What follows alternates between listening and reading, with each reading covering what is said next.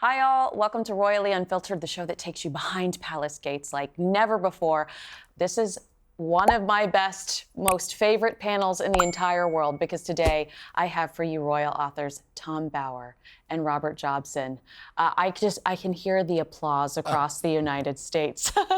Thank you so much for being here today. This is the first time I get to meet both of you in person. Did you feel butterflies too? Always, even when you appear across the pond. Earthquakes. Earthquakes. Very California. Speaking of earthquakes, I feel like the biggest headline over the last few weeks really related to the British royal family is this idea of a royal reconciliation. And we have some of the top aides having these super secret meetings here in London, conveniently papped, photographed, and every last detail in the Daily Mail. Tom Bower, what was your reaction when you saw those headlines? I thought it was confection. I thought it was manipulation. I thought that it showed, firstly, Harry absolutely desperate.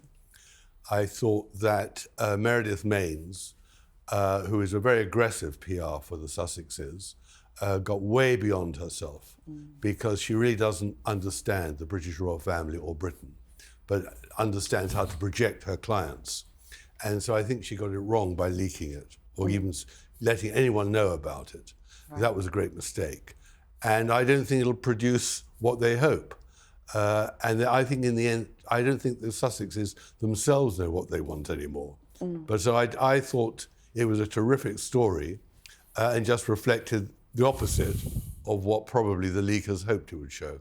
Oh, that's such a good point. Jobson? Well, I mean, it does look like it's a Sussex thing. I don't necessarily think it is. I'm more of a cock-up believer in these things. It was my understanding that Tobin was the guy that wanted them to go outside, and things like that. So the photograph was everything. You've also got to remember that these are effectively talking about, these are communications people. They're not private secretaries, and they're not the people that necessarily speak to the king every day. They would have to, but he would know about it. He would have known about that meeting via Clive Alderton. Tobin would have had to clear that he was meeting these people as it was with Harry. I'm not sure who benefits out of it terrifically, really. I think that maybe the Sussexes, as Tom quite rightly says, are looking a little bit desperate at the moment. I think this Angola walk we've just seen him doing again what he did in 19, that his mother did. It's a bit like a one-trick pony, Harry, and he's reaching out. He's obviously desperate for this reconciliation.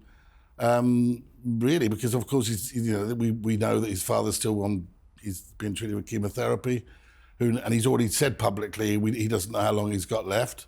So maybe they want to get discussions going about the all-important things that happen at a time when people are coming to an end, money, I think. Well, I think it's more than just money. I think what Harry fears is that when and if his father dies, his brother will banish him from Britain. I think that the hatred amongst William and Kate, rightly so for what Harry has done, and Mr. like ink poison, is absolutely irreversible. And what Harry fears is that once Charles passes on, he won't be let into Britain at all. And that is a major problem for him. It is a problem, but the reality on that as well, we've also seen, haven't we, the story by Victoria Ward in the Telegraph, where they were talking about, and that upset the palace quite a lot about talking about funeral arrangements and things, and how William and Harry wanted him to be centre of that. Look, it's difficult to know. One thing I agree totally with Tom with is a reconciliation with William is not on the cards whatsoever. Tom, do you think that King Charles is capable of forgiving Prince Harry for all? I mean, we heard that specifically he was overwhelmingly devastated over Harry's shots at his wife, Queen Camilla, the Queen Consort. Is it a situation where, I say all the time, I think he has a soft heart? Or is this about legacy? And is this about looking like the bigger person? Because he preaches a lot about forgiveness. We heard him talk about open borders. Sometimes he's very kumbaya. And I wonder if he's trying to put his money where his mouth is by making peace with his son, because how can we take him seriously when he's meeting with Ukraine and Trump and trying to make peace as a global leader when he's not even at peace with his son? Well, I think I disagree with you about that, because Charles, when he was the Prince of Wales, was absolutely unforgiving to anyone who said no to him. Oh. And in my book on the king, the rebel king, it's called, my best sources were people who'd worked for him, and he'd been absolutely ruthless when he fired them. Oh. He had absolutely no time for anyone who said no to him. So he's a man who hates confrontation, and he has no forgiveness for people who don't agree with him. So I think the whole thing with Harry is it's guilt. I mean, it's guilt as a result of the divorce, the relationship with Diana, the fact that Harry is rather dim and he didn't look after him to make sure he had a role. But it was neglect as well in his teenage years when he was chasing Camilla and all the rest of it. Club H, is that what the... Exactly. There's that and a lot more. But I think that now, when he obviously is feeling mortal, he would like some sort of settlement. But I don't believe for a moment that William and Camilla would allow or would ever trust Harry, to come back into the fold. And I think that's a great problem for Harry, because the one thing he does need is a base and some security in Britain now. He's finding it very lonely and isolated in California, and Madame in Montecito is not making it easy for him. So he is at a loss. And that brings us obviously to the Angola thing, which is really a stunt. It's a pathetic stunt. You've got to look at the way that Harry has actually been badly advised, because after he lost that case in London against the British government to get armed protection, to do that interview on the BBC was just crazy. Yes. But he was taken there by Meredith Maines, who thought this is the way to get our voice across. And one thing you wanted at that moment was contrition. You wanted to say, end it all. But she thought, no, we'll go out and attack, just like here. And I think that is his problem. And he's got other cases coming up. He doesn't stop. He's in the clutches of lawyers who are making a fortune from all his litigation. And instead of being advised, cool it, if you wait a year, there may be some chance he's doing the exact opposite. Jobson, let's assume that the Sussexes did accidentally leak this story, and it was an accidental Sussex cock-up, okay?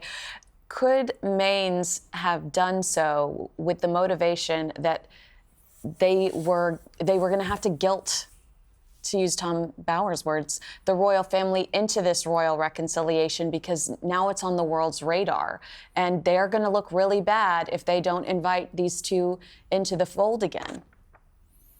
I don't think the king would look bad. I think the king probably is, like any father, he had a very good relationship with his son Harry before the Meghan scenario. Better relationship with Harry than he did with William, and he'll have a degree of sadness and empathy.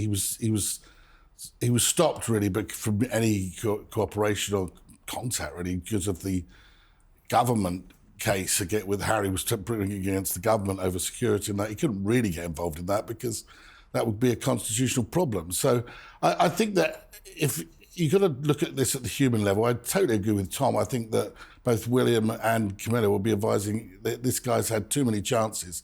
You cannot trust him. You certainly can't trust his wife, and that they are out of control. They use any opportunity they can to benefit themselves, and that's effectively what they are about. But I would have thought that I think the king probably, looking at the way he is, I do think he's a very empathetic guy. He's pretty ruthless too. But I think that he would probably want to at least have one conversation more with his son. And if that happens, it's probably Harry's coming over in September for World Child. The only real opportunity you've also got Trump around that time. Is Balmoral. And if he does come to Balmoral, then Camilla can go to Birkhall for a couple of days. I can't imagine that she'll be there when Harry's there. So it's a possibility. I think it's a long shot, and I think that eventually the king will probably be talked out of anything. And even if he is considering it, I think a lot of people will be saying that this is not a good idea. because the guy's not trusted. Rob, when Harry made that dash to London, when the King revealed his cancer, to my surprise, Camilla was in the room for the 30 minutes. And she was there to make absolutely certain that Harry... Right. I don't think that's true. You don't think she was there? No, I don't. In fact, I'm pretty certain she wasn't. Yeah. I have heard I'm not ganging up because you know I love you. You're a human teddy bear. No. But I'm not saying that. It's just I don't think that's right. Well, let's say whatever happens, I don't think she's going to let the King be trapped into an argument with Harry. You're right about that. Yeah. And he'd have to fly to Balmoral to see the King. Absolutely. But I think it isn't just the trust, you know. I mean, Harry has made a fortune and still does from Spare and the Netflix series. Absolutely. And he said such terrible things about William and Kate and Camilla. I mean, he didn't say that. I mean, and there is another book there. There are another 400,000 words. How many pages did he tell the Telegraph he removed from the original 400. book? Because he didn't. A few more.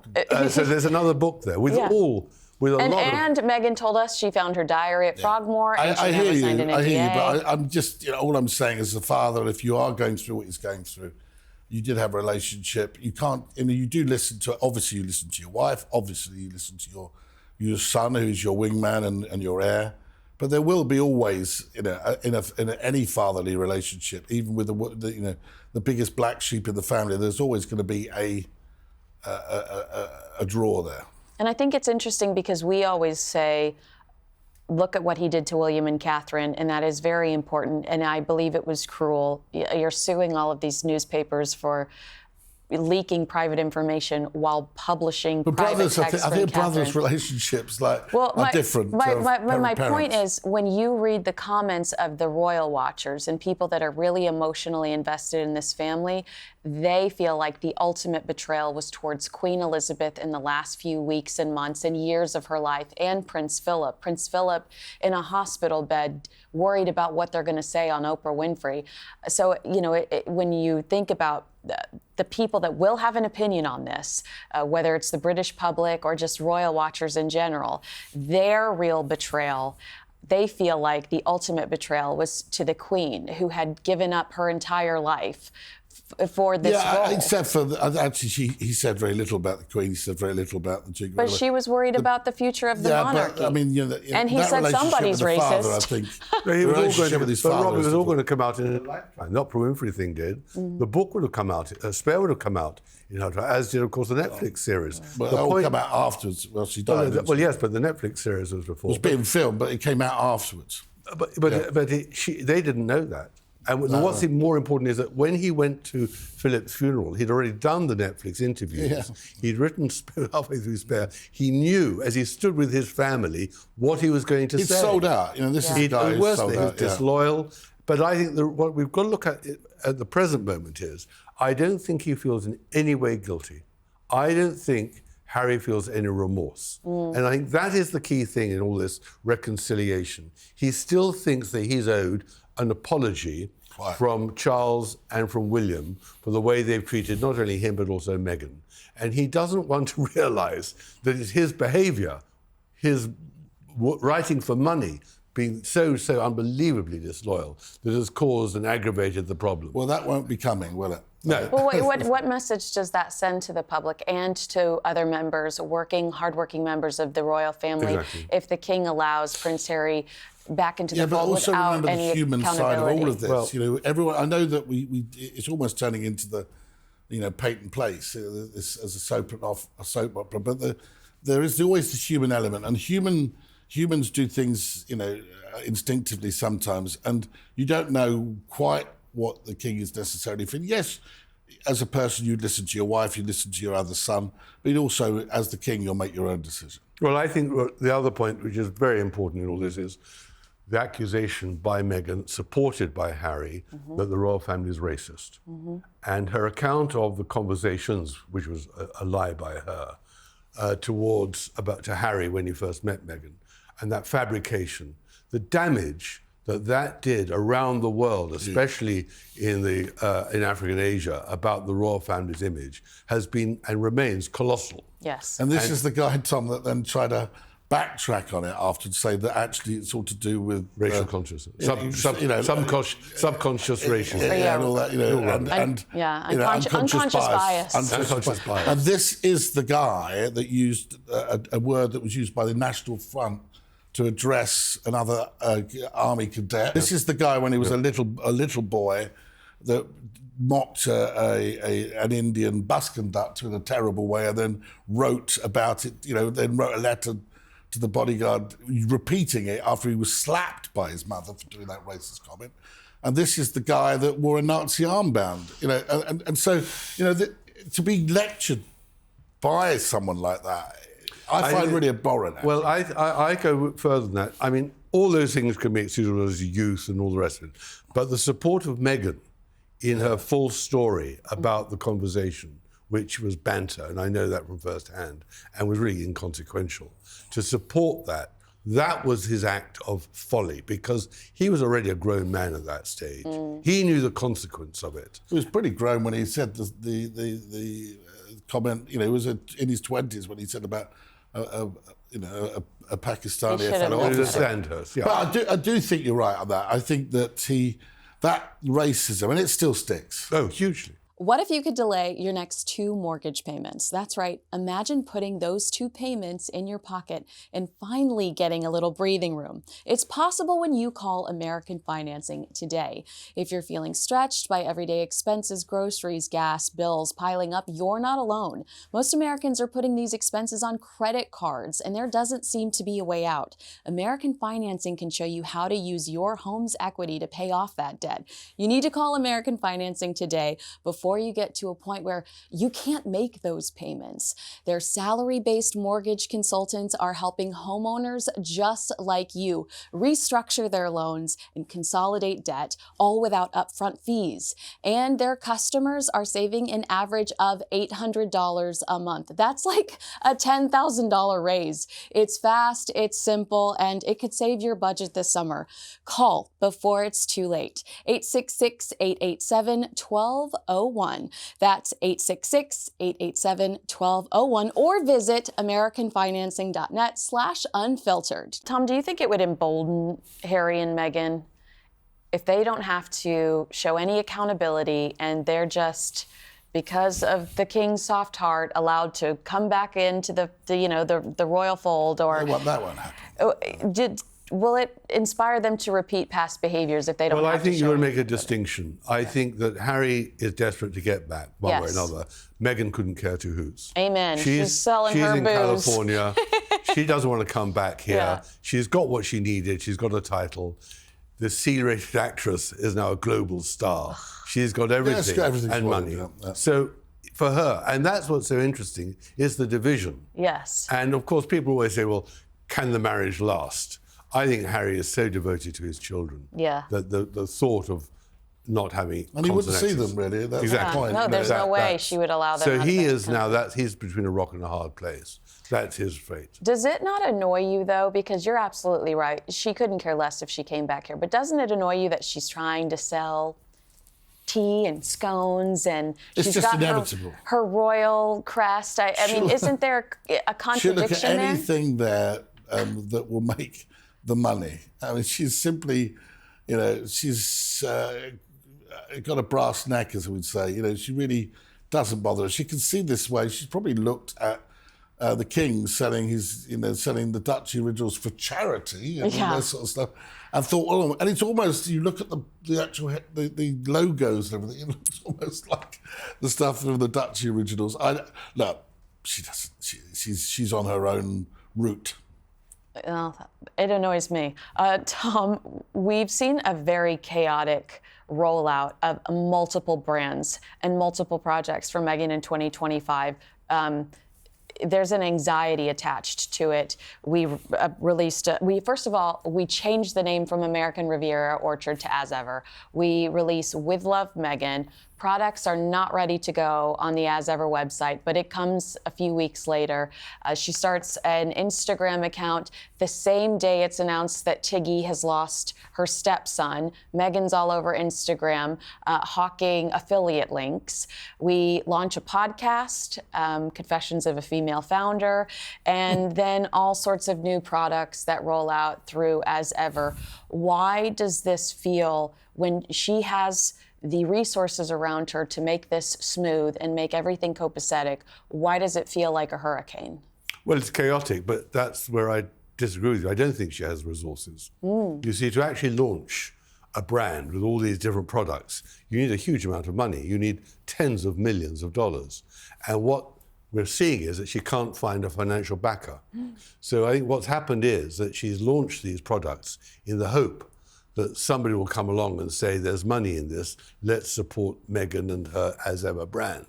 Oh, so hence the sold out, sold out, sold out. Well, that's also distribution Is that what failure, you think? isn't it? No, it's not distribution failure. She hasn't got the money to make it in the first place. Yeah. You see, she's made 50 jars of jam. Yes. Well, They're sold out. Yeah. They're sold out because she gave them away. Right. But the real problem is if you want to make 50,000 jars, you need to have millions of dollars. She hasn't got the money for it. And what's interesting is that there isn't a CEO, there's no chief executive of the As Ever brand to actually develop her products. So there she is with all these ideas. But in the end, it all boils down to herself as the brand. So there's Gwyneth Paltrow and Martha Stewart and the Casualties. But who is Meghan? And that is the problem. And therefore, who is the brand? So what we're really seeing is a sort of forlorn, ridiculous woman trying terribly, terribly hard. But you must give her credit for one thing. You never see her ever forlorn. You never visibly see the defeated Meghan. Right. And that's what's so interesting about her. I have great admiration for her strength. The strength of purpose, it may be misdirected, it is. Yeah. But my God, is she a fighter and survivor. It's relentless. These people, also the people that the PR are going on, apparently part of the deal when they're meeting journalists and things is they present them with a little box of these Meghan flower sprinkles. Oh, yeah. Are being distributed. You've had quite a few of them, haven't you? I haven't I've had none. He's got a kitchen full of them. No, I don't think I'm in the flower sprinkle brigade. That's very interesting that because we get a sense for who really Gwyneth Paltrow is. We know exactly who Martha Stewart is, but we've not seen a consistent Meghan. If your first introduction to Meghan Markle, and for a lot of people it was the Oprah Winfrey interview, that was an angry woman. She seemed bitter and she seemed vengeful. And then you watch the Netflix series, bitter and vengeful, and then all of a sudden she's pursuing joy in sweaters and cooking in someone else's kitchen. It's like whiplash. And so is she going to struggle to sell this brand when we don't feel like we've seen who she truly is yet? Exactly right. I mean, she's not sure what her surname is. She's Meghan Markle. I'm Meghan Sussex now. Sussex? No, this is not going to be a success, is it? It's going to be another in the long line of desperate failures that we've seen from the beginning of this whole branding scenario. What makes me laugh is that they launch a brand, they always launch a brand, and then they change the name every time they seem to do it. Yeah, our archetypes. There's lack of consistency, there's lack of planning. They press the launch button before they even got the fuel in the rocket. Is the relentlessness we see from Meghan almost the young actress that was running from gig to gig, audition to audition, fingers crossed, I'll make it, and then you either make it or you don't. Like, she had pilots that she was excited about, but those pilots never took off, never saw the light of day. Did she learn this, did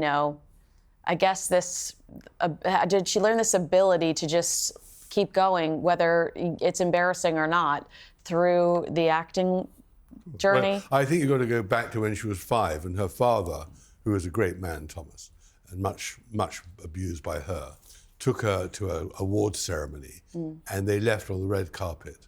And she looks up to him and says, "Daddy, this is what I want to do." And that was it. At the age of 5, she always wanted to be in the spotlight, the star.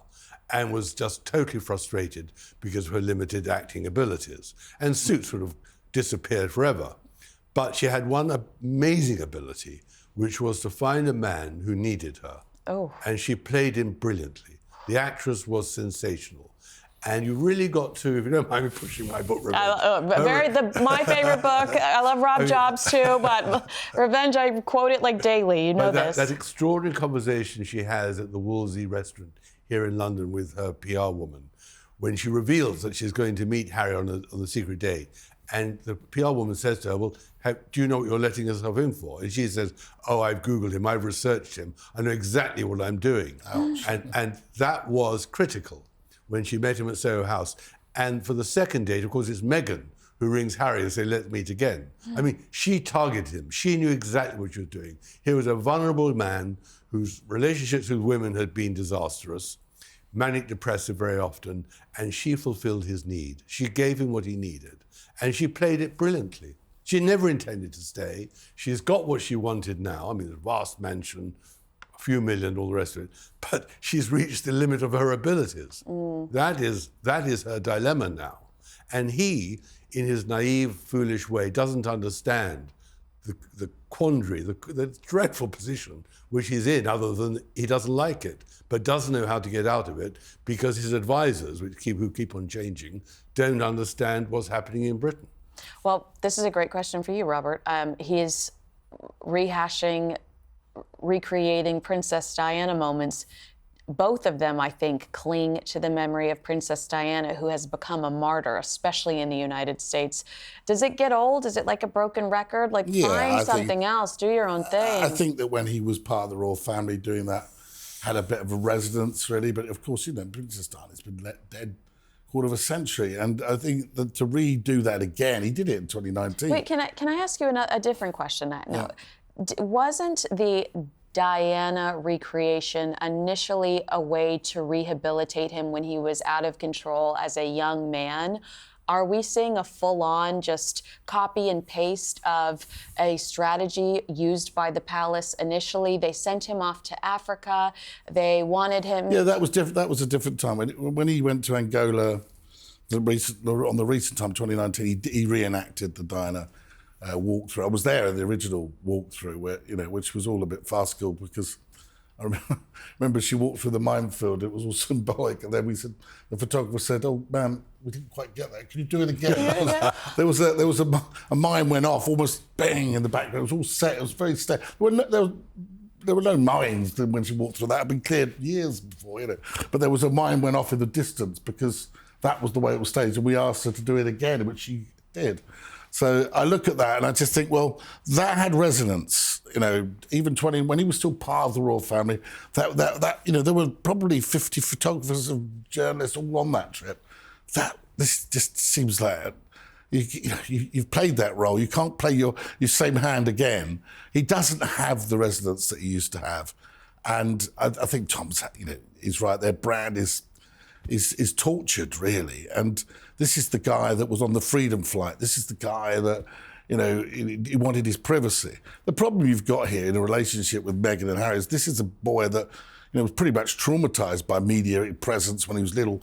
He didn't really want any of this publicity. He was always attacking photographers. And she's someone, ever since she was on the red carpet, who's craved publicity. Mm-hmm. So this is a relationship based on one that wants to be out of the public light, doesn't want his children involved, and that's why we see them get the back of their heads, and one that's desperate to utilise that. And utilise the children. And utilise the children. So you have this huge push and pull going on. It's never going to be, it's a terrible situation. And you can understand both of their perspectives. But Meghan, I think, is winning. She's the one who's got what she wanted, but on very little talent. Yeah, she's absolutely winning.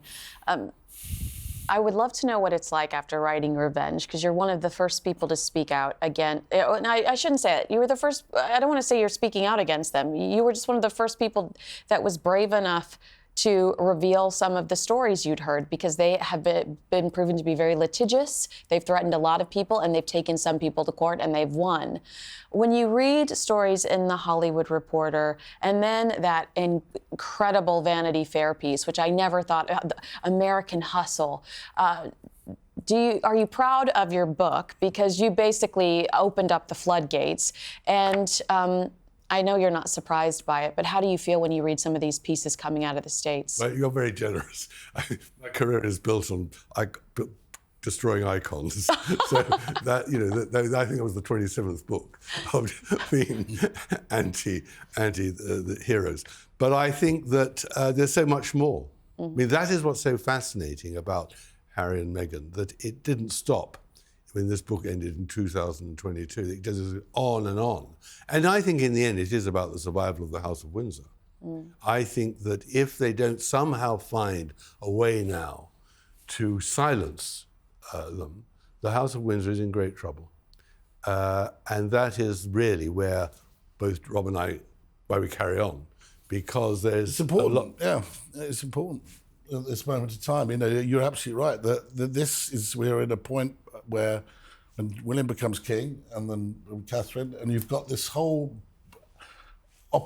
this sort of renegade court that's going to be causing trouble continuously, and that will become the dominant factor of his reign, and that's something that the king's had to deal with. I would stress that I did do what Meghan wants Meghan gets, you did. and the tiara gate in around about the time. You did. Yeah, so you did very well. But you know what? I think of you as just a cuddly teddy bear. Yeah, well, that's not fair. I did my books as well, but there we are. Revenge far too much. You did very well. Anyway, yeah. I do think that on this issue, Tommy's absolutely right. This is critical times for both the king and for William, and they've got to work out what they want.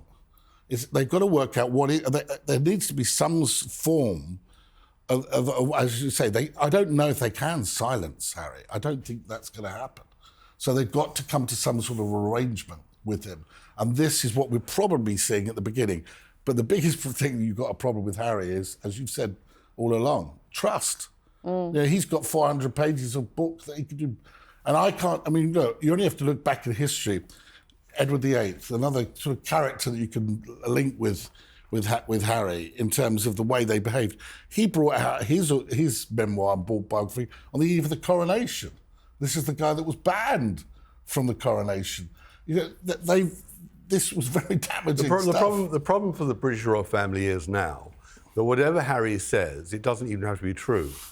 And it doesn't have to be some what people Meghan will says. believe it. Yeah. And that people will believe it. And my fear really is, amongst many fears, is that the King and William do not have brilliant advisors. I mean, just to look at the way that they handled the photoshopping incident. It was a disastrous management of a ridiculous, trivial thing.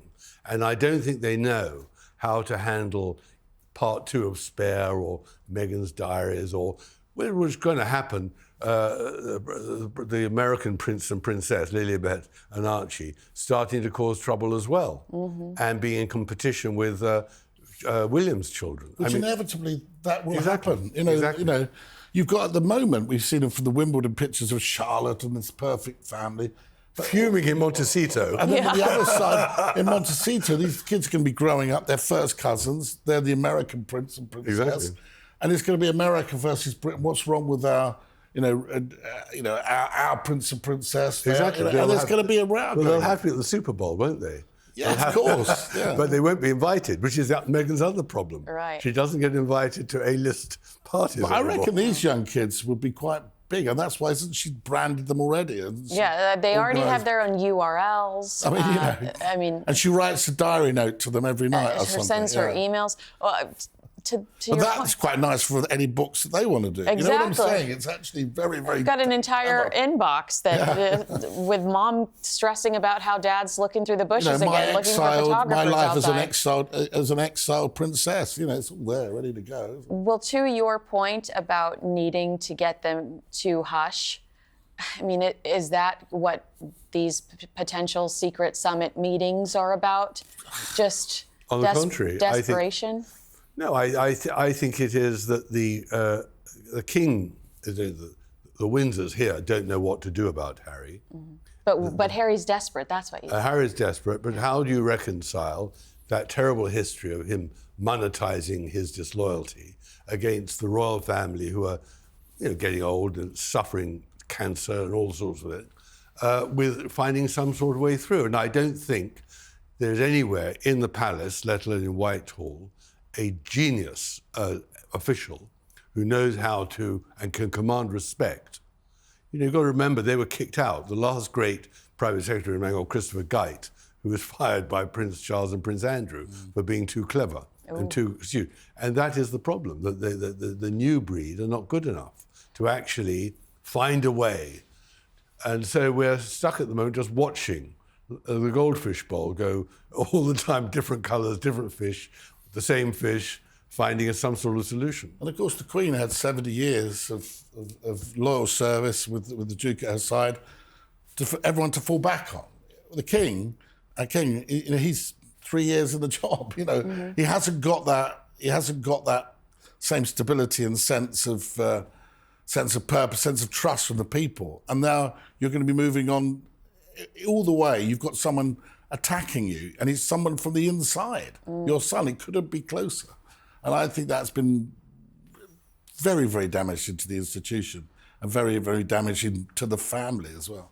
And unfortunately, because Harry and Meghan go through so many employees so often, when the royal family does lose someone with a significant title, that is splashed all across the headlines. And that's probably news that they, instead of really investing in great people or trying to seek out those people, I wonder if they're just trying to avoid similar headlines. Well, I don't think, the trouble is that King Charles is a very poor employer because he only wants yes men. Yes. And that is a great problem. And he always has, as I explained earlier. But doesn't he have that in common with Harry? I don't think Harry makes the choices of the staff. I'm sure that's all done by Meghan. Yes. As they roll through them, it's her behaviour, her demands, which are fueling constant change. I mean, he doesn't know what he needs. And that, you know, he is not educated to know that. I mean, here's a fellow with very poor exam results, the rest. So I wouldn't worry about it. She is very clever. Her problem is she's not clever enough. She lacks self-awareness. She doesn't realise. Or believes she's too clever. Yes, exactly. Yeah. I mean, that is a terrible but dilemma to be in, that not recognising your own limitations. And so she's struggling the whole time. But it's, you know, the truth about Meghan is she will always find a way in which she thinks she can win. And the casualties are irrelevant, whether it's her father, her old best friends, her first husband. There always will be casualties in her life. The question is, when will Harry become the casualty? That is the question that... Well, I think he's already the casualty. Yeah, I think he's... But worse is, I mean, I believe worse is between coming. the devil and the deep blue sea, really, isn't he? What about Trevor Ingleson? Why do we never hear from Trevor? I know he's happily married, has brand new kids, and his wife is very financially stable. I mean, well, I wouldn't. I think that he was really hurt by her to toss your rings in a you FedEx just said it. He's got a envelope. wife. He's got children. I think keeping Sturm is probably the best thing to do. Yeah, is that it? If he wants to keep his wife and kids in some sort of semblance of normalcy, he'll avoid the Sussexes with as much. You've got to remember space. the thing about Trevor is that when they had their wedding in Jamaica, there's not a single photograph or video that survived it. Meghan destroyed them all before she left the island. The marriage was never going to last. Yeah. And that's Where was the photograph then? I did see a photograph of their backs looking out. I know there was one of Harry and Meghan from their wedding, but they did the same for the Ingleson wedding. No, there were photographs of that. They did a lot of foreign trips together, was it just one of checking out those? restaurants. But no, the wedding, and that was an extraordinary thing. I mean, And didn't she get mad at her daddy for taking pictures or and video? she took all his photographs away. Oh my God. And that's what's so interesting. He knows that he was used. Yeah. So if you know you're used, you know, he's a proud man and he tried hard. What happened to the ice hockey guy? Oh, that was just... No, the man We of believe great that was just a interest- fling. That was a Okay. fling. No, the man who was really interesting was, of course, the chef in Toronto. The Yes, chef. the Corey chef. Vitello. I mean, that was... And in my book, I tell the story how he was absolutely determined to get rid of her, but didn't know how. Oh, wow. So he was so thrilled. Thank when God for Prince came up. Harry. Exactly. Well, is there anything else you'd like to say? I'd love maybe your prediction on what's to come. How are we going to close out 2025 between these two? I have no idea. I Okay, think well, I'm going to be very honest with you. I think everything is unpredictable. Right. Because the players, the game, the scenario is, we just don't know. And in all this, the biggest unpredictable is, of course, Meghan. Yeah. Who will she fire? Who will she hire? What will she do? What is she going to release? Is she going to come up with the Gwyneth candle next? Please, for the love of God, no. My only, I'm similar to Tom there. We can't predict the future, but I do think, given, I'm having a conversation with someone very close to the King, who was talking very fond how close Harry and the King were, and that he was able, they were able to have good conversation. There was a love there. Maybe as I'm a soft old dad myself, but I think that there will be one last conversation, and I dare say Tom is probably right that it may well lead to the King being let down, but let's hope not. Well, agree with us, disagree with us, let us know in the comments below. Robert Jobson broke Tiaragate, and what Meghan wants, Meghan gets. We are with a star here.